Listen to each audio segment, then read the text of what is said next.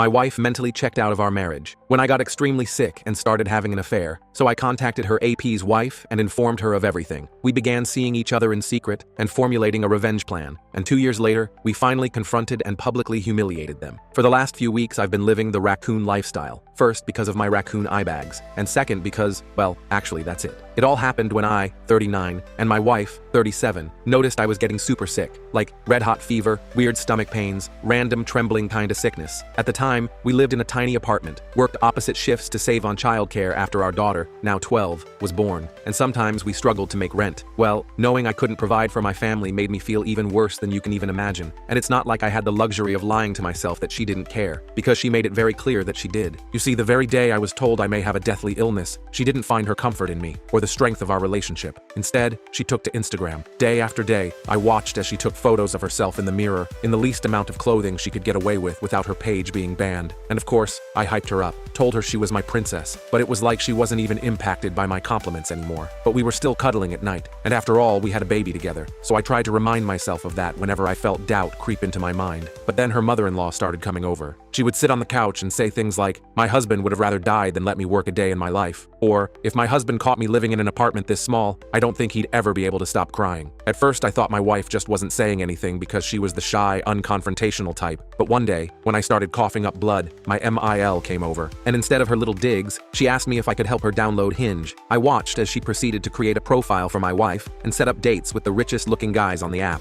Meanwhile, my wife sat there watching a movie. My heart broke, and I couldn't help but feel it was my fault for getting so sick, for not being able to be a provider. So from there, I did everything I could for my health. I felt like one of those holistic herbal moms that somehow always go viral on TikTok. Every morning started with a concoction of vitamins, and every night ended with a meditational detox. And for some reason, after a few months, I got a lot better. And I guess I didn't mention this earlier in the story, but because of my sickness, I didn't know if I was going to live or die. So when I found out I was better, I was practically jumping off the walls with excitement. But apparently my wife and her mother didn't feel the same way, because when I broke the news, my mother-in-law's face completely fell. I could have sworn I saw her wipe away a few tears too. And when I looked over to my wife, a wave of sadness swept over her eyes. In the days after, I tried to rebuild the relationship with my wife. I even took out a loan to afford a very fancy romantic dinner on a boat. My wardrobe slowly transformed as I replaced perfectly good clothes with newer styles she approved of, hoping for a compliment that rarely came. But then it escalated. She'd constantly compare me to her boss. Yeah, red flag I completely missed. It was always, Jason would know exactly what I wanted without asking. Or, Jason takes his wife on these amazing surprise dates. She'd come home from work with stories about Jason's thoughtful gestures toward his employees, or the expensive anniversary gift he bought his wife Emma. Every story seemed designed to highlight my inadequacies, and what she said next actually made me wish that I had, in fact, died from my illness. She mentioned how Jason had surprised his team with gourmet coffee and personalized mugs on a particularly stressful day. I brought home her favorite dessert from the bakery across town. Instead of appreciation, she just said, "That's nice, but I'm watching my calories this week. You should have asked first." I threw the pastry away after she went to bed, feeling foolish for trying. "Did you hear what Jason did for Emma's birthday?" she'd ask while we were doing dishes one night. "He flew her mom in from Seattle as a surprise and booked them a spa day together. So thoughtful." I remember the sting of that particular comment. My birthday gift to her that year had been a handmade photo album chronicling our family's journey, with handwritten notes about my favorite memories with her. She had thanked me politely but left it on the shelf, untouched. A week later, she mentioned wanting the new smartwatch her coworker had. I felt like nothing I did measured up to the mythical Jason standard. When I'd ask what she wanted from me, what would make her happy, she'd just say, "You shouldn't have to ask, you should just know." This became her mantra, repeated endlessly whenever I tried to understand what was missing in our relationship. "But I'm not a mind reader," I'd say, frustrated. "Just tell me what you need." "That's exactly the problem," she'd respond, sighing dramatically. "Emma never has to tell Jason what she needs. He just knows." I'd lie awake at night replaying these conversations, wondering when I'd lost the ability to make her happy. We used to function as a unit, intuitively understanding each other's needs. Now, I felt like I was constantly failing a test I didn't know I was taking, measured against a standard I could never reach. I bought relationship books, read articles online, even listened to marriage podcasts during my commute. I planned date nights, dinners at restaurants we couldn't afford in our early years, tickets to shows she mentioned wanting to see. I tried to spice things up in the bedroom with new approaches I'd researched. Nothing worked. She either responded with lukewarm appreciation, "That was nice, I guess," or outright disappointment, "I wasn't really in the mood for Italian tonight," or "This show is kind of boring." After one particularly elaborate date night that I'd spent weeks planning, a sunset cruise followed by dinner at the restaurant where we'd celebrated our engagement, she spent most of the evening checking her phone. When I finally asked if something was wrong,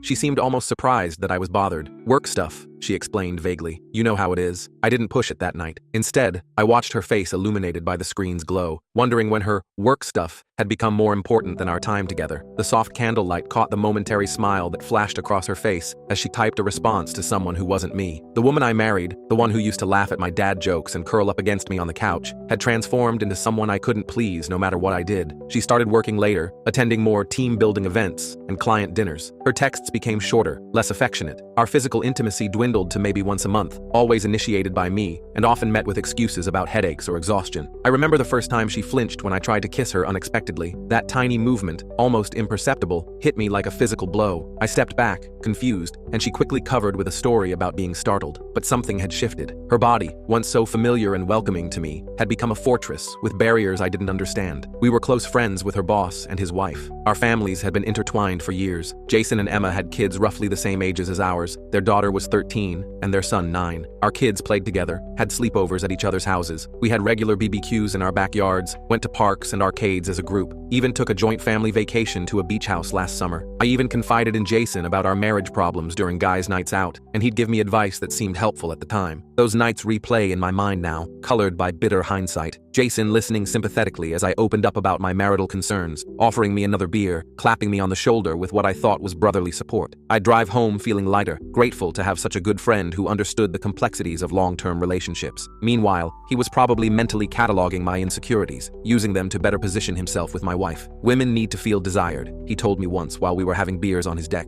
You have to surprise them, keep them guessing. Relationships get stale when they become predictable. I've tried surprising her, I admitted. She doesn't seem impressed. Keep trying, he encouraged, clapping me on the shoulder. Sarah's worth fighting for. You guys just need to find your spark again. What a guy, right? Giving me relationship advice while sleeping with my wife. I recall one cookout where our families gathered to celebrate the 4th of July. Sarah wore a new sundress I hadn't seen before, her hair styled differently. When she bent down to adjust our daughter's party hat, I caught Jason staring at her, his gaze lingering too long to be casual. I dismissed the unease I felt, telling myself I was being paranoid. Later that evening, when the kids were setting up for the fireworks, I noticed Sarah and Jason standing slightly apart from the group, their conversation too quiet to overhear. When I approached, they seamlessly shifted to discussing work matters, but something in the sudden change of tone felt rehearsed. One night in February, my wife was giggling at her phone in bed. It was almost midnight, and I'd been pretending to sleep while she texted someone for over an hour. When I finally leaned over to see what was so funny, she yanked the phone away and snapped at me. Do you mind? These are private work conversations. Her face was flushed, defensive. The sharpness in her voice startled me. In 14 years of marriage, she'd never spoken to me with such immediate hostility over something so small. The bedroom was dark, except for the blue glow of her phone, highlighting the unfamiliar anger in her expression. Her body language shifted, shoulders tensing, creating physical distance between us in our own bed. The contrast between her earlier laughter and sudden defensiveness was jarring, like witnessing two different people occupy the same space. Something inside me just knew. Call it intuition, or maybe just the culmination of 1,000 little suspicions I'd been suppressing. The next morning, I confronted her directly. Who were you texting last night? I asked while she made coffee. She barely looked up. Just Emma about the kids' spring break plans. At midnight? And it was that funny? What are you implying? Her tone immediately turned hostile. Are you checking up on me now? I just want to see the messages, I said, trying to keep my voice steady. She refused, claimed I was being paranoid and controlling. When I pressed, she stormed out of the kitchen, slamming our bedroom door. She left for work early that day, taking her phone to the bathroom during her shower, something she'd never done before. The house felt eerily quiet after she left. I stood in our kitchen, coffee growing cold in my mug, trying to process what had just happened. The woman who once shared everything with me, who used to read me funny texts from friends, who had nothing to hide, was now guarding her phone like it contained state secrets. My stomach knotted as I realized how many small changes I'd rationalized away over the past months. That night, she suddenly offered to let me see her phone, after she'd been home for hours. I scrolled through her messages with Emma, which seemed normal enough, but noticed there were no late-night texts from the previous evening. When I checked her conversations with Jason, they were strictly professional, and surprisingly sparse for people who worked closely together daily. The messages were so formal, so impersonal, discussing meeting schedules and project deadlines in the most generic terms possible. For a boss and employee who spent 40+ hours a week together, and whose families regularly socialized, the digital trail was suspiciously minimal. The cleaned-up digital presence felt more incriminating than if I'd found something concrete. See, nothing to worry about, she said smugly. Happy now? I wasn't. Not even close. The calculated strategy behind her actions became clearer in retrospect. She'd likely deleted the incriminating messages, showed me the phone as proof of her innocence, and expected me to apologize for my suspicions. It was gaslighting at its most effective, making me question my own instincts while she controlled the narrative. I nodded and mumbled something about being sorry for doubting her, but internally Finally, something had shifted. Trust, once broken, reveals itself in the questions that linger even after evidence is presented. I'm not particularly tech-savvy, but my buddy Ryan is. He works in digital forensics for a security firm. A month later, after several more suspicious incidents, sudden password changes on all her accounts, her phone always face down,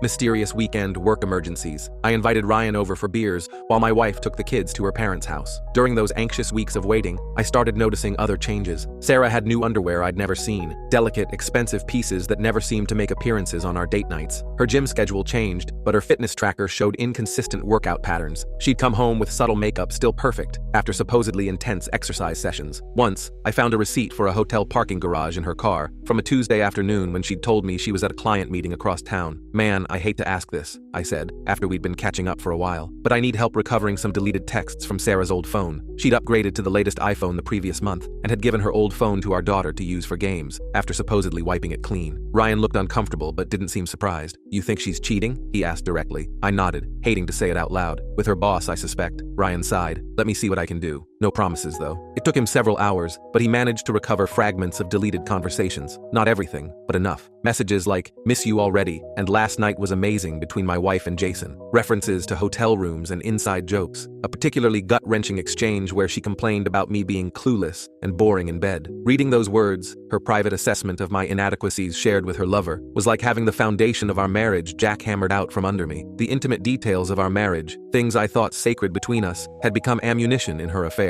Fodder for their shared amusement. Each recovered message was a paper cut to my dignity, small but agonizingly precise in its ability to wound. I felt physically ill reading them, but thanked Ryan for confirming what I already knew in my heart. The fragments we found confirmed my worst fears. She was having an affair with Jason. "What are you going to do?" Ryan asked before leaving. "Get more evidence," I replied. "Then decide." Ryan clasped my shoulder before he left, his eyes reflecting both sympathy and concern. "Don't let this consume you, Mark. Get what you need, then get out. I've seen people destroy themselves gathering every painful detail." His warning resonated, but I knew I needed irrefutable proof, both for potential legal proceedings and for my own sanity. I couldn't risk her twisting this into some misunderstanding I'd blown out of proportion. I wanted proof that she couldn't wiggle out of, so I waited and watched. 3 days into my investigation, in a moment of weakness or perhaps hope, I bought How to Help Your Spouse Heal from an Affair, thinking maybe we could salvage our marriage if she was truly remorseful. I hid the book in my desk drawer at work, not ready to confront her yet. The pages of that book became both comfort and torment during lunch breaks and quiet moments alone. I highlighted passages about genuine remorse versus regret at being caught, about the years needed to rebuild trust after betrayal. Some days, I'd read about successful reconciliations and feel a flicker of hope. Other days, the clinical descriptions of affair partners' manipulation techniques made me question every moment of my marriage. The book became a roadmap to a possible future I wasn't sure I wanted, but couldn't yet dismiss entirely. That Saturday, she claimed there was an emergency at work, some client crisis that required her immediate attention. I called her office after she left, closed on weekends, as I expected. She didn't answer my calls or texts until late afternoon with a brief, "Still working, don't wait up." I remember sitting at our kitchen table that afternoon, staring at my phone, waiting for a response that would inevitably be a lie. The kids were at a neighbor's house for a play date, and the empty home echoed with the ghosts of our happier days. Family photos lined the walls, smiling faces captured in moments of genuine joy. Had she been thinking of him when we posed for our Christmas card last year? When we renewed our vows on our 10th anniversary? The timeline of her betrayal contaminated every memory, leaving me questioning which moments had been real and which had been performances. She crawled into bed at 2 a.m. after immediately showering, smelling of hotel soap and shampoo rather than her usual products. I pretended to be asleep, my heart pounding so loudly I was certain she could hear it.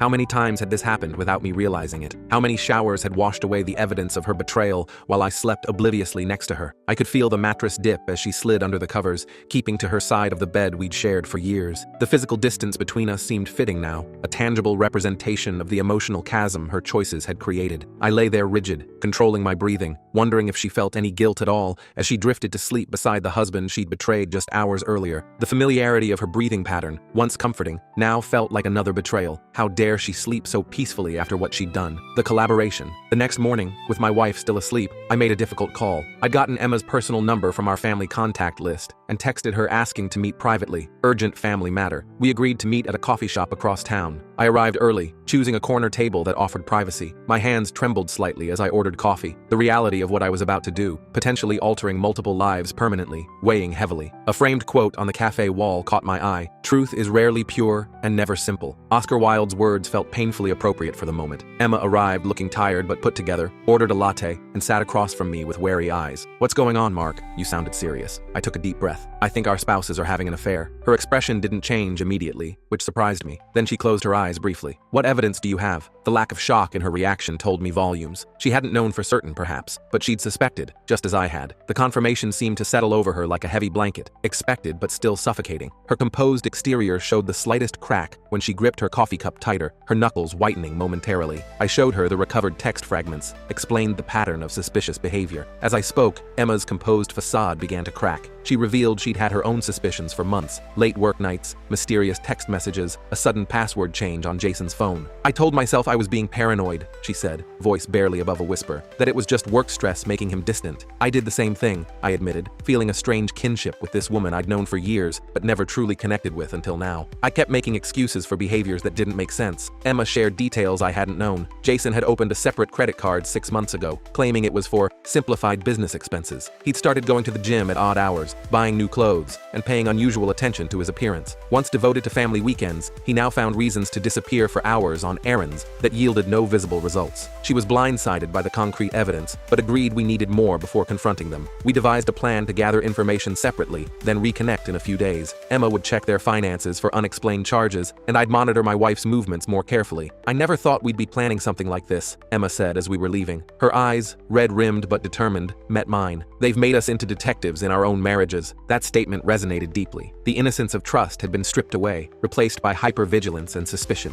Every phone notification, every late meeting, every work trip now required verification. We had become unwilling participants in a surveillance operation we never asked for. 3 days later, Emma called me. She was sobbing so hard I could barely understand her. "I found everything," she managed to say. "Their messages, photos, everything." Her pain traveled through the phone, raw and visceral. I heard objects being knocked over as she moved around her house, her breathing erratic. In that moment, I realized that while I'd been processing my suspicions for weeks, Emma was experiencing the full traumatic impact of discovery in real time. The concrete proof had shattered whatever thin hope she might have been clinging to. We met again, this time at a park where our kids had played together countless times. Emma had hit the jackpot in the worst possible way. Jason hadn't even bothered deleting their messages on his iPad, which he'd left logged into his accounts while on a business trip with my wife. The affair had been going on for 2 years. They'd been sleeping together in our homes while our families had dinner in the next room, in hotels during supposed conferences, during business trips that were actually romantic getaways, everywhere. The park bench where we sat had our children's initials carved into it from a summer playdate years earlier. Now it supported 2 broken spouses, comparing evidence of the ultimate betrayal. The irony wasn't lost on me. This place of innocent family memories had become the setting for uncovering our partner's deceit. Emma showed me screenshots of conversations that made me physically ill, explicit messages describing their encounters, discussions about how to avoid suspicion, even jokes at our expense. My wife had sent him photos I'd never seen, wearing lingerie I didn't recognize. They'd created a shared photo album with hundreds of images documenting their relationship. Dinners, hotel rooms, selfies in places I thought she'd gone alone or for work. One photo particularly haunted me. Sarah and Jason at a beachfront restaurant I recognized from our last family vacation. While Emma and I had taken all 4 kids to the aquarium that day, our spouses had apparently sneaked off for a private lunch, documented with intimate selfies and knowing smiles. They'd been conducting their affair right under our noses, using our family gatherings as cover for their rendezvous. Most devastating was a conversation where Jason asked if she ever planned to leave me. Sarah: "It's complicated. The kids adore Mark. He's a good father." Jason: "But do you love him?" Sarah: "Not the way I love you. But he's stable, reliable. He'd never understand what we have." Jason: "So we keep things as they are? Our secret?" Sarah: "For now. Maybe always. Is that enough for you?" Jason: "As long as I have you, even part-time, I'm happy." Reading those words was like having my identity redefined without my consent. In our marriage, I'd seen myself as her partner, her lover, her confidant. Now I learned I was merely her stability provider, the reliable caretaker who maintained her comfortable life while she sought passion elsewhere. I'd been relegated to a supporting role in my own marriage, unaware that the script had been completely rewritten. Emma and I were devastated, but united in our response. If they wanted each other so badly, they could have each other, minus us, and half their assets.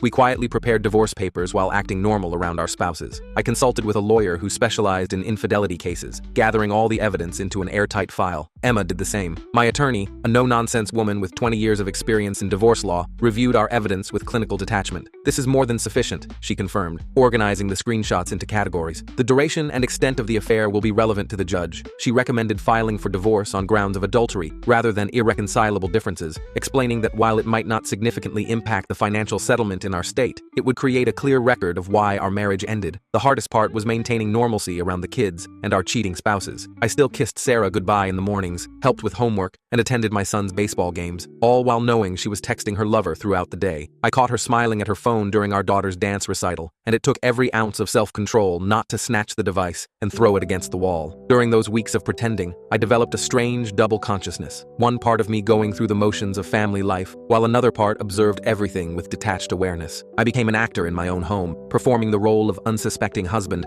while gathering evidence for my exit. Each family dinner felt surreal, watching Sarah laugh with our children, knowing she was living a complete double life. The cognitive dissonance was exhausting. "Something funny?" I'd asked, and she'd quickly darkened the screen. "Just a meme from work," she'd replied smoothly, the lie effortless after so much practice. Her ability to transition seamlessly between loving mother, attentive wife, and secret lover was disturbing to witness. The compartmentalization required for such deception seemed almost pathological. This woman I'd shared my life with for 14 years had developed an entirely separate identity I knew nothing about, maintaining elaborate fictional narratives to support her double life. The Sarah I thought I knew, honest to a fault, unable to keep even birthday surprises secret, had been replaced by a skilled liar who could look me in the eyes while betraying me. The payback. Through Emma's continued monitoring of Jason's messages, we discovered our spouses had booked another weekend getaway at a luxury hotel across town, using his corporate card that Emma had access to through their joint account. The reservation was for the upcoming weekend, when Sarah had told me she was attending a marketing conference in Chicago. I had even offered to drive her to the airport. "Don't be silly," she'd said. "I've booked a car service. You focus on the kids." Her elaborate lie included fabricated conference details, a fake hotel reservation email she'd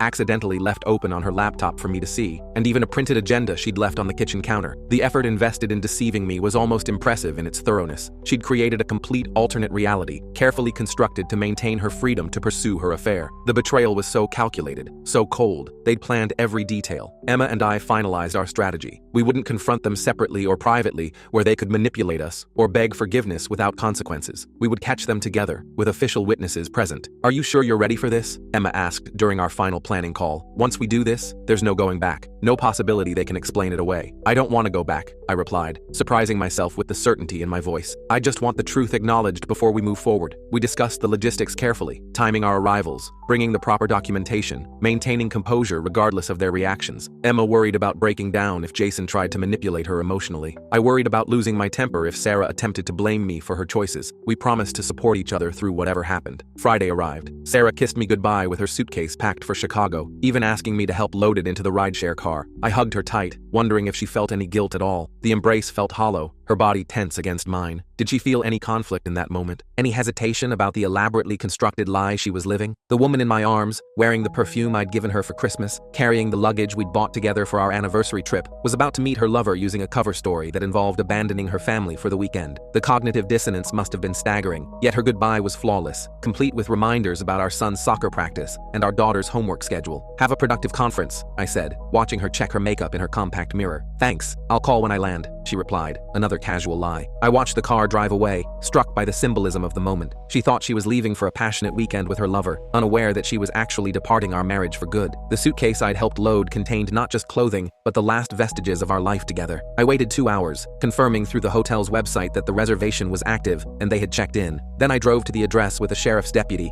who had agreed to serve as an official witness. The deputy was professional but sympathetic when I explained the situation. I had the divorce papers in a manila envelope, my hands shaking slightly as I handed them to the server. The drive to the hotel felt surreal. Traffic lights, pedestrians, normal Friday activities continued around me, while my life was about to change irrevocably. I rehearsed what I might say, how I would react to different scenarios. Would she cry, rage, beg forgiveness? The uncertainty created a nervous energy that left me feeling slightly detached from reality, observing events from outside myself. We arrived at the hotel, a sleek downtown establishment with a rooftop pool, where I imagined they had already celebrated their secret rendezvous with champagne. The front desk was reluctant to help until the deputy explained the legal situation. They called up to the room, informing Mrs. Turner that her husband was in the lobby with important documents. The minutes waiting in that lobby stretched endlessly. Business travelers checked in and planned out, oblivious to the drama unfolding. A family with excited children prepared for a weekend adventure. Ambient music played softly overhead, and I stood there, outwardly calm, but internally bracing for a confrontation that would permanently alter multiple lives. The look on my wife's face when she came down to the lobby in just a bathrobe was priceless. First confusion, then shock, then panic. Her hair was wet from the shower, and she clutched the robe tightly around herself when she saw the uniformed deputy beside me. Her transformation was immediate and dramatic, from relaxed lover to cornered spouse in seconds. Her eyes darted around the lobby, likely checking if Jason had followed her down. The woman who had meticulously constructed elaborate lies for months suddenly had no prepared script for this scenario. Her carefully managed double life collapsed in an instant, leaving her exposed not just physically in her hasty attire, but emotionally, as the truth laid bare. "Mark, what are you? How did you?" she stammered, looking wildly around the lobby as hotel guests stared curiously. The server stepped forward, handing her the envelope. "Sarah Turner, you've been served with divorce papers on grounds of adultery." She grabbed my arm, begging for a chance to explain. "Mark, please, this isn't what it looks like. We need to talk privately." Her desperate attempt to regain control of the narrative was almost pitiful. Even now, caught literally fresh from her lover's bed, wearing hotel-provided attire, she thought she could convince me to doubt the evidence of my own eyes. The audacity of her denial confirmed I was making the right decision. I simply said, "You had an affair. I'm leaving you. Simple. You don't understand." She started crying, those tears that had always softened me before. It was a mistake. It didn't mean anything. Each denial only reinforced the extent of her betrayal. A mistake happens once. A deliberate choice repeated over years is a life strategy. Her immediate pivot to minimizing the significance of her affair, rather than acknowledging its devastating impact, revealed her priorities. She wasn't sorry for hurting me. She was sorry for getting caught. 2 years isn't a mistake, Sarah. It's a choice you made every day. Her expression hardened, the vulnerability vanishing as quickly as it had appeared. The theatrical tears dried up instantly, replaced by cold calculation. I was witnessing yet another transformation. From caught cheater to aggressive accuser in mere seconds. She switched tactics instantly, her face hardening. "This is your fault, you know. If you had been more attentive, more exciting, I wouldn't have needed to look elsewhere. You pushed me into his arms." I walked away while the sheriff kept her at bay as she started screaming that it was my fault somehow, that I had driven her to cheat by being emotionally unavailable. Hotel security appeared, concerned about the disturbance. I heard her threatening to call the police, ironically unaware that law enforcement was already present. As I left the hotel, I could still hear her voice echoing through the lobby, cycling rapidly through various manipulation tactics, from tearful pleas to aggressive blame shifting to threats. Each contradictory approach confirmed I'd made the right decision. No relationship built on such fundamental dishonesty could ever provide the authentic connection I deserved. Meanwhile, Emma was executing her part of the plan. Jason panicked when my wife called him from the lobby and rushed back to their home, where Emma was waiting with her own server and a paralegal to witness the delivery. They never saw it coming. According to Emma, Jason tried to deny everything at first, then broke down crying when she showed him the evidence she'd gathered. He begged for another chance, claimed it was just physical, and meant nothing. Emma later told me he'd arrived home in such a hurry, he was still buttoning his shirt, his hair wet from the same shower my wife had just emerged from. The parallel confrontations occurring simultaneously across town created a poetic justice to the situation. No private reconciliations, no opportunity to coordinate their stories, just the raw truth exposed in different locations. "You told her you loved her," Emma had replied calmly, in writing, hundreds of times. Emma described how Jason had collapsed onto their sofa, head in hands, when he realized the extent of the evidence she possessed. His carefully constructed narrative, the devoted husband temporarily led astray, crumbled when confronted with his own words, professing eternal love to his mistress. The months of elaborate deception, the calculated betrayal of both families, the strategic manipulation of everyone's trust, all laid bare in documented detail. The aftermath: my divorce proceedings are moving quickly and will be finalized soon. Emma's might take longer as Jason is fighting for more favorable terms. Neither of our spouses wants a divorce, claiming it was just physical, and that marriages survive worse. My wife insists she never planned to leave me, and that she's not that person anymore. The immediate backpedaling from both of them was almost comical in its predictability. The affair that had been important enough to lie about for years, to risk their families and reputations for, suddenly became meaningless when discovery threatened their comfortable lives. The passionate love declared in countless messages transformed overnight into a mistake they wanted to minimize. "I made a terrible mistake," she says daily, following me around the house where we still live temporarily until the divorce is settled. "But it made me realize how much I truly love you and our family." Her sudden rediscovery of love for our family coincided precisely with the consequences of her actions becoming real. The timing of her epiphany was suspiciously aligned with the loss of her security and social standing rather than genuine remorse for the pain she'd caused. "No," I've told her repeatedly. "Getting caught made you realize what you stand to lose. There's a difference. Each time I say this, She looks genuinely confused, as though the distinction escapes her. The self-awareness required to understand how her actions impacted others seems beyond her emotional capacity. Her focus remains entirely on what she wants: forgiveness without accountability, reconciliation without consequences, restoration of her comfortable life without the messy work of rebuilding trust. We still live in the same house temporarily due to legal complications and considerations for the kids, though we sleep in separate rooms. She's going to individual therapy twice weekly, reading the books I bought months ago, begging for another chance. She leaves notes around the house apologizing, reminiscing about our happy memories, promising to spend her life making it up to me if I'll just reconsider. The psychological warfare is subtle but relentless. She strategically places these notes where the kids might see them, creating an impression that she's trying while I'm being unforgiving. She mentions her therapy insights at dinner, ensuring the children hear about her growth and commitment to change. Each gesture seems calculated for maximum manipulation rather than genuine healing. "Remember our trip to the Grand Canyon?" one note read. "You held my hand at the edge because you knew I was afraid of heights. That's the man I married, the man who always protected me, even from my own fears." The cruel irony of that particular message wasn't lost on me. She was appealing to my protective instincts, the very quality she had exploited to maintain her double life. For years, I had protected our family, maintained our home, supported her career advancement, all while she betrayed the foundation of our relationship. Now she wanted that same protection to shield her from the consequences of her choices. I crumpled it up without responding. These daily performances exhaust me. Her dramatic sighs when I pass without acknowledgement, her tearful phone calls to friends within my earshot, her ostentatious displays of remorse when the kids are watching. The calculated nature of her contrition only reinforces my decision to leave. Even in her supposed redemption efforts, she's still performing rather than authentically engaging with the damage she's caused. She's called me bitter and resentful, then apologized profusely, thrown herself at me sexually. I refused, and demanded I stop talking to Emma, claiming our friendship is inappropriate and sends the wrong message to the kids. Last week, she ambushed me in the kitchen late at night, wearing lingerie I'd never seen before. When I immediately turned to leave, she grabbed my arm, tears streaming down her face. "Don't you find me attractive anymore?" she asked, as though my physical desire for her was the issue rather than the complete destruction of trust between us. The disconnect between her understanding of our problems and the reality was staggering. "The irony of you lecturing anyone about inappropriate relationships is astounding," I told her. Her hypocrisy reaches new heights daily. She monitors my phone calls, questions where I go, and expresses concern about my emotional state whenever I spend time with friends. The woman who maintained an elaborate secret life for years now demands complete transparency from me, claiming it's necessary for our healing process. The entitlement behind her expectations is breathtaking. She wants couples therapy, has researched the best marriage counselors in the city, and left brochures on my desk. But I've heard too many stories about therapists focusing on both parties' contributions to the marital breakdown and blaming the betrayed spouse for not meeting emotional needs. I refuse to be told that her affair was partly my fault. My attorney warned me about this exact strategy. Cheaters often push for counseling, not for genuine reconciliation, but to diffuse responsibility. They want to reframe their choice to betray as a symptom of relationship problems rather than a character issue, she explained. Don't let her narrative become the official record of what happened here. Everyone from friends to my own mother says I'm moving too fast, that people make mistakes, and that my wife clearly loves me. My mother actually said, "All men stray sometimes." At least she wants to fix things. The gender double standard in these responses is infuriating. Friends who would support a woman leaving her cheating husband without question urge me to consider reconciliation. Their well-meaning advice often comes with subtle implications that I share responsibility for her choices, or that maintaining the family unit should outweigh my personal dignity. "Would you say that if I had been the one cheating?"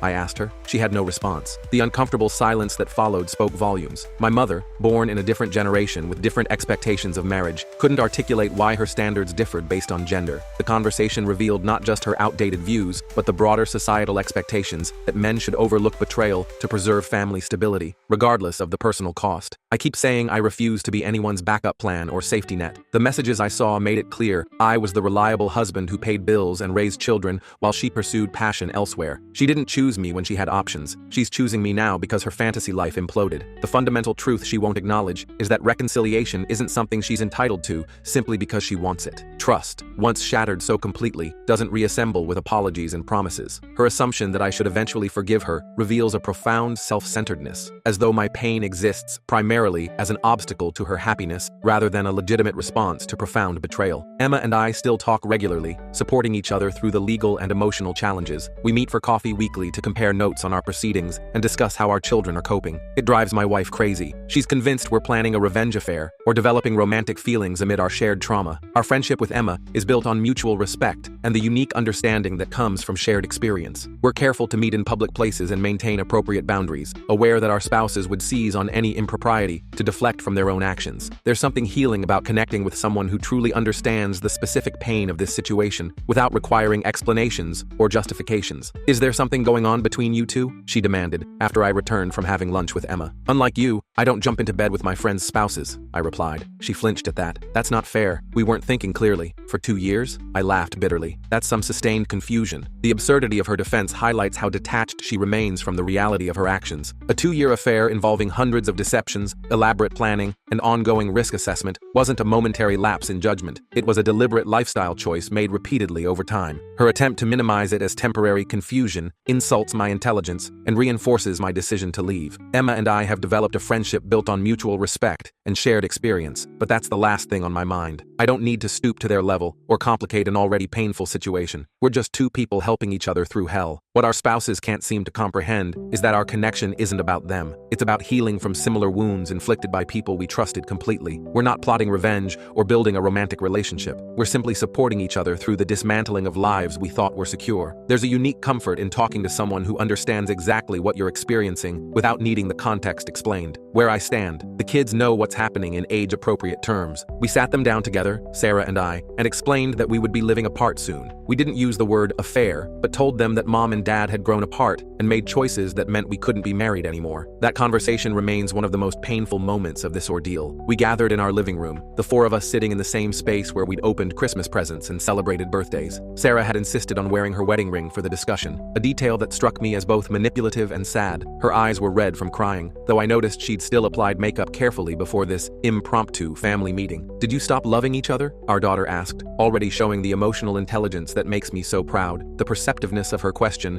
cut straight to the heart of the matter. Children have an uncanny ability to identify the core issue, while adults dance around uncomfortable truths. Her direct question momentarily silenced both Sarah and me as we struggled with how to answer honestly without causing unnecessary pain. "We'll always love you both more than anything," I answered, sidestepping the real question. Our daughter's eyes moved between us, clearly unsatisfied with my deflection, but recognizing this wasn't the moment to press further. The emotional maturity she displayed, holding her deeper questions while accepting what we could offer, made my heart ache. Children shouldn't have to navigate adult complexities with such careful consideration. "But families are supposed to stay together," our son argued, tears streaming down his face. Sarah tried to hug him, but he pulled away, a rejection that visibly crushed her. She's been trying desperately to maintain her relationship with the children, overcompensating with gifts and special outings. They're confused and hurt, but resilient. They wish we'd stay together, but seem to understand why that can't happen. My son's resistance to her comfort wasn't a calculated rejection, but an instinctive response to sensing inauthenticity. Children develop a remarkable radar for emotional dishonesty. While he couldn't articulate why he pulled away, his body language communicated what words couldn't. Something fundamental had shifted in his trust of his mother, even without knowing the specific reason for our separation. Our daughter overheard an argument where Sarah was pleading for another chance, and later asked me privately, "Mom did something really bad, didn't she?" I struggled with how much to share. "She broke a promise that's very important in marriage," I finally said. My daughter nodded solemnly. "Like when she promised to only love you?" The wisdom in her simple observation left me momentarily speechless. Her ability to distill complex adult situations to their essence, broken promises, violated trust, was both impressive and heartbreaking. Children understand more than we give them credit for. At the end of the day, this wasn't a drunken mistake or one-night stand that could be attributed to temporary insanity or overwhelming temptation. This was 2 years of lying, gaslighting, and comparing me unfavorably to the very man she was sleeping with. How do you come back from that level of betrayal? The calculated nature of their affair required thousands of individual decisions to deceive. Each text message, each fabricated work emergency, each hotel reservation represented a conscious choice to betray our family. The affair wasn't something that happened to Sarah. It was something she actively constructed and maintained daily for years, while simultaneously criticizing me for not meeting standards her lover supposedly exemplified. Last night, Sarah found me alone in the kitchen after the kids were asleep. "I know you don't believe me," she said quietly, "but I never stopped loving you. What Jason and I had, it wasn't real. It was an escape, a fantasy." I studied her face in the dim kitchen light, searching for the woman I thought I'd married. Did she actually believe what she was saying? Could she genuinely not understand that claiming to love me while systematically betraying me for years made no sense. The cognitive dissonance required to maintain her self-image while acknowledging her actions seemed beyond her capacity. "That's worse," I told her. "You risked everything we built for something that wasn't even real to you." Her response revealed volumes about her character. By dismissing her affair as not real, she attempted to minimize its significance rather than taking full responsibility for her choices. The relationship was real enough for her to invest years of deception, to risk her marriage and family, to construct elaborate lies, but now she wanted to reframe it as meaningless to facilitate her desired outcome. "People survive affairs all the time," she insisted. "Marriages can be stronger afterward." "Maybe some can," I acknowledged, "but I'll never trust you again." Every business trip, every late night at work, every text message would trigger suspicion. That's not a marriage, it's a surveillance operation. This is the fundamental reality she refuses to accept. Trust, once shattered so completely, doesn't simply reassemble because the betrayer wishes it so. The neural pathways of suspicion have been deeply carved, the instinctive faith in her word permanently altered. Any future relationship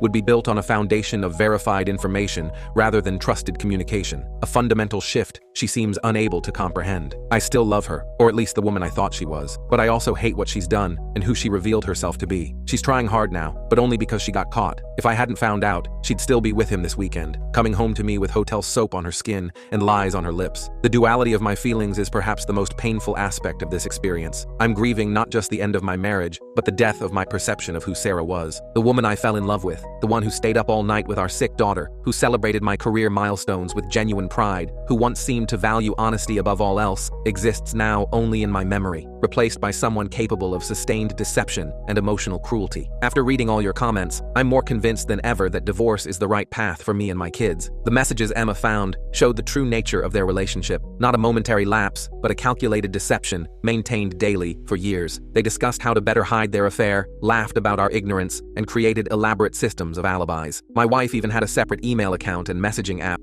just for communicating with Jason. One particularly damning exchange revealed they had created code words to use in front of Emma and me. Reviewing the Henderson project meant meeting at their regular hotel. Supply chain issues indicated one of us was getting suspicious and they needed to be more careful. They had turned deception into a game, complete with inside jokes about their successful manipulations. How could anyone rebuild a relationship after discovering that level of calculated betrayal? A marriage built on lies isn't worth saving, no matter how remorseful she claims to be now. I deserve honesty, faithfulness, and respect, the basic foundations of any relationship. My children deserve to see their father modeling self-respect and healthy boundaries. Staying would teach them that breaking trust has no real consequences, that promises can be violated without permanent repercussions. The legacy I want to leave my children isn't one of martyrdom, sacrificing my dignity and happiness to maintain a facade of family unity. Instead, I want to show them that healthy relationships require mutual respect, honesty, and integrity. By establishing clear boundaries about unacceptable behavior, I'm teaching them to value themselves enough to expect ethical treatment from their future partners. Yesterday, Sarah left a photo album on my bed, pictures from our wedding and early years together. I returned it to her room untouched. Those memories belong to a relationship that no longer exists, with a woman who turned out to be someone else entirely. The album represented another manipulation attempt, using nostalgia to bypass the present reality, encouraging me to confuse who we were with who we are now. The young couple in those photos, idealistic, honest, truly committed to each other, no longer exists. One half of that partnership systematically violated every promise captured in those images. Looking back would only keep me trapped in a narrative that's been proven false. I'm focusing now on building a new life, finding an apartment close to the kids' school, establishing a co-parenting routine that minimizes contact with Sarah, and reconnecting with friends I'd neglected during my marriage. I've started therapy to process my anger and grief, not to reconcile, but to heal. Some days are harder than others, but I'm committed to moving forward. My therapist has been instrumental in helping me recognize the gaslighting and manipulation I experienced throughout the affair and its aftermath. She's provided techniques for maintaining boundaries during co-parenting interactions and strategies for supporting the children through this transition. Most importantly, she's validated my decision to prioritize truth and authenticity over maintaining a fundamentally compromised relationship. When the divorce is finalized, I plan to take a trip alone, something I've never done. Maybe hiking in Colorado or surfing in California, activities Sarah always vetoed as too dangerous or impractical. It's time to rediscover who I am outside of the relationship